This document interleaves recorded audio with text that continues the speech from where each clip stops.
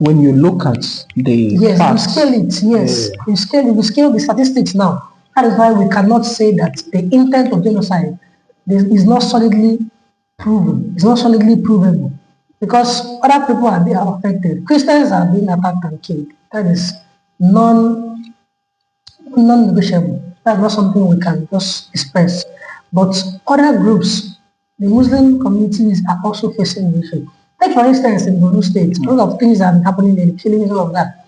Even the kidnap of the Chibok girls by Chibok girls were Muslim girls. You understand? So you have to, as a student of international relations, you have to have a balance. You can't just stay on one side and be agitating. You have to look at things realistically. You scale on this side, you scale on the other side.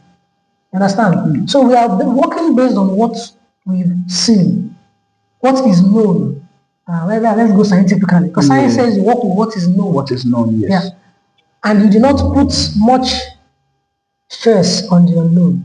What is known right now is that Christians are being attacked in various communities. Christian communities are facing death, attacks, terrorist movements are working against them. And what is also known is that a lot of Muslims, other people who are neither Christians or Muslims, are dying in this case too. That is why the clear intent of this, according to the UN Convention, not according to what we are observing now, according to what justifies as genocide, that is what makes it missing. If we scratch a little bit deeper into this, we find out that one thing that these places, these communities that are being attacked, these states, one thing they have in common are resources. You would have it that the Boko attack, if I'm pronouncing it well, I think it should be in place. The one that just happened not quite long ago. You know, all these places that have been attacked, that they have resources. And another side of this is that, you know, that these world powers, they look for means to step in. You know, while these conversations about Christian genocide and this agenda of Christian genocide is being pushed, no one is actually talking about what should be the actual solution to this. That the Nigerian state is being violated by non-state actors. No one is complaining about the fact that this Islamic terrorist organization are sitting and dining with the government in the name of peace, amnesty, whatever then that they call it. And then they go back to the bush with the same weapons that they came out with.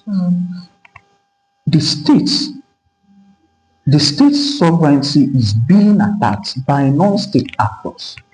And then we think that the solution to this is to violate the state's sovereignty again by allowing US get into, if that is their intent, get into the country again. That is a problem. It's a problem. So it speaks more to the fact that this is actually not even a religious battle. Yes, there are issues of religion here and there, but then it's an issue of creating chaos in the country, and that religion has become the perfect tool to create this chaos so that this world power will step in. And let's not also forget that there is currently an economic war going on between China and the US. So they are looking to extend their influence in this country. So I really don't think that we should throw away the economic aspect of this. Yeah, that's true. On that part now, recently I had someone say something. I was listening to the conversation. I wasn't in the conversation, right, but I was just listening to it. I don't know if that's something morally upright to do. We do that in Nigeria. So the man was telling his friend, he said, do you think if we ask Europeans to come and stay in Africa and Africans to move to Europe, do you think they will say no? So I paid more attention to hear what the man's response would be. The man said, of course not.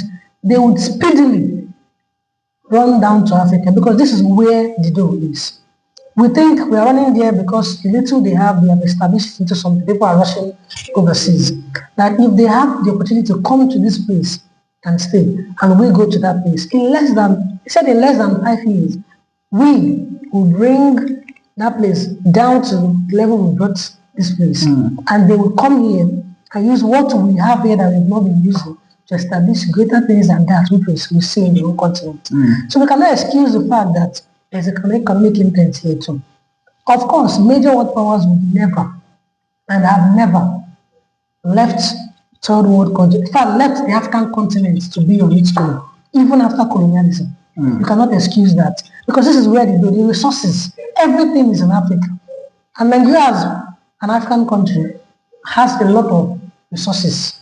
So this is where geopolitics plays its role in this case now. Nigeria is messed with a lot of resources, if I may use that word. But new ones are being discovered on a yearly, if not monthly basis. Yeah. So of course, this does not take away the interest of world powers like US and Russia and all of those powers that need things like resources to keep their stand in the world. So there is an intent to keep a hold on these resources. So at this intent, the world powers, I know that those are powers that can actually do things, really do a lot of it. They can cause chaos. These are the ways they get into a country and get what they want. They can hold negotiations, or if I am to say, they can hold disruptions disguised as negotiations with the government in order to achieve what they want. So there is no saying that their hands are not in the chaos that is occurring in Nigeria, not just Nigeria, other African countries who are still subject to colonial influence. That's new colonialism now. Yes. So this chaos now, like you said, it may not just be religious. Of course, religious, Christians, Muslims, traditionalists, atheists, they have their differences based on the fact that we don't have the same understanding. But is that actually the real purpose for this case? Actually, the real purpose for the hatred, for the killing, all of that? There might be an economic intent hidden under the religious facade. That's the truth. We cannot excuse that. That is very, very possible. The economic wars is something that will continue, that will always continue as long as Africa is concerned. And Africa exists as a continent with resources in the face of diversity, in the face of powerful continents like Europe and America. Just before I let you go, are there solutions that perhaps you could offer to these existing issues? You give me like 2 minutes to think about that. Nigeria's problem is too big. Nigeria's problem is too big. I just personally feel that these issues have opened my eyes to not just the existing problems. It has also opened my eyes to the deficiency in education that exists in Africa. Yeah. You hear people who willingly give up their free will as a people. They say things like, if the US wants to come and colonize us again, if the US wants to come and colonize us and this will bring peace, so let them come, let them, take our resources. It shows how much we as black people will look to see a messiah in the white person. Yeah. We don't actually think that we can help ourselves. That yes, we have the capacity to solve Africa's problem. And that is, it borders on our education. What we learn in school. I think that is why it's called Western education, because that is a structure that was left for us by the white man. But this is not, we had our own means of learning, we had our own strategy towards learning before the white man came. And I think we had informal education that would have shaped and discarded a lot of these deteriorative thoughts from the mind of an African man. But we had a structure made for us, and we followed and keyed into that structure. That is our problem. You realize that it was after I graduated from school I realized that school does not teach you how to live in the outside world. School just taught you how to think, kind of, in the Western way. How to believe that there is hope waiting for you outside it. Never actually taught you how to survive outside of it. So it's when you come out of school, you face reality, and you begin to look at ways to survive on your own. So this is Western education. It's not the education that is fit for an African man, if I'm to say. Something that structures you to serve and continue serving under somebody, hoping to get to a certain level along the ways. But does not teach you how to skyrocket into who you are meant to be right after the academics. So that's another story for another day. It's like a whole different topic on this one to talk about. But right now, Christian genocide is something that can be said to exist with lots of evidence, and on the other hand, can be said not to exist with their own solid evidences too. But the truth remains that Christians are being killed in Nigeria every day.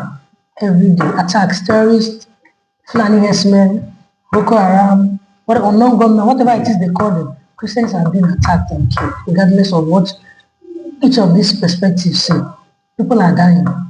People are dying in Nigeria. Nigeria has an issue that needs solution. Instantly, it's fast deteriorating, either economically or politically.